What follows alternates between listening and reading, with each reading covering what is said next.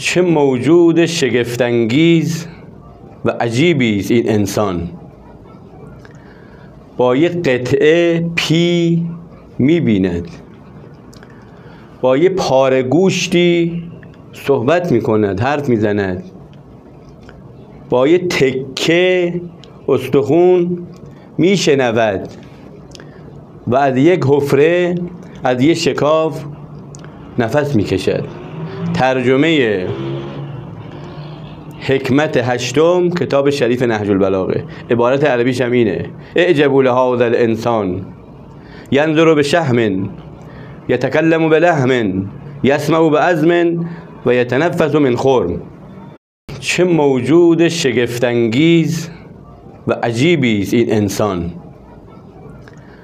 با یک قطعه پی می‌بیند، با یک پاره گوشتی صحبت می‌کند، حرف می‌زند، با یک تکه استخوان می‌شنود و از یک حفره، از یک شکاف نفس می‌کشد.